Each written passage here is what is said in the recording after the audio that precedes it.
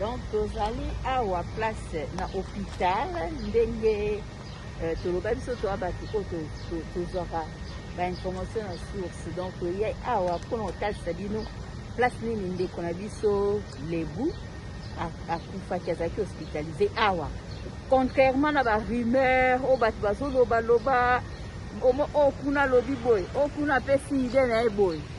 Hôpital yango oyo tozali na Oshawa, place oyo ndeko na biso autaki kotika biso Lebu Kabuya. Donc hôpital yango oyo eza na Oshawa. Bino mo bozomona hôpital otala bien hôpital yango wana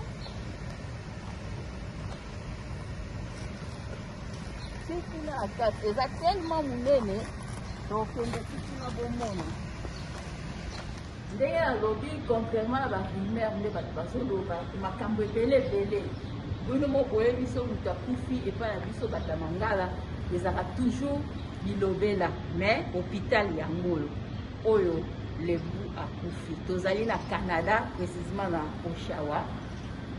Tozozela ndenge famille ekosala baprogramme na bango mpo toza nanu na baperiode mpe ya bacovid moye tolobaloba mingi eza te yango awa.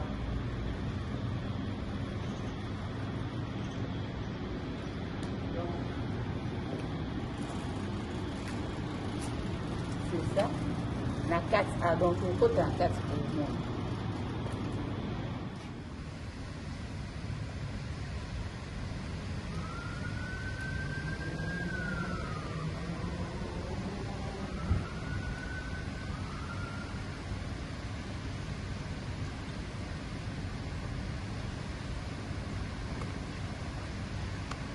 nde nalobi tolakisi bino place corps ezali place ya Lebu akufeli Lebu Kabuya.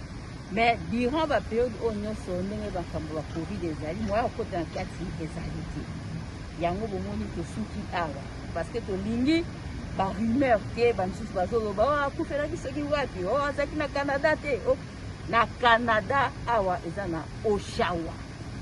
C'est ça elo na koloba tokutani juste après mpona na kati ya studio mpona osala makambo mosusu. Merci.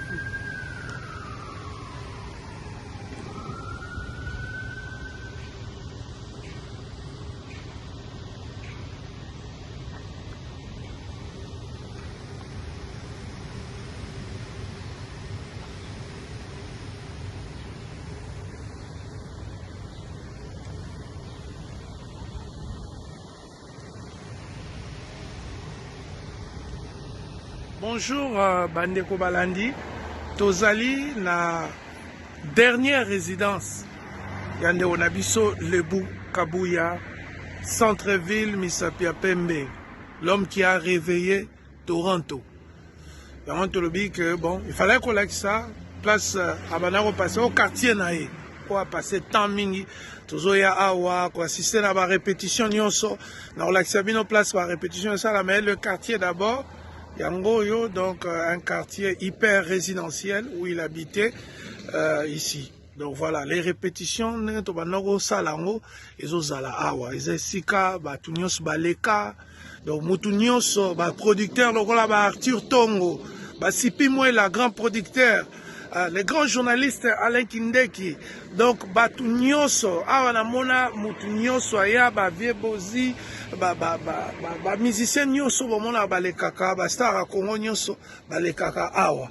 Donc on répétait zara eloko so fungoli na kati ya garage eza na ba instrument tout et tout, ça s'est passé ici.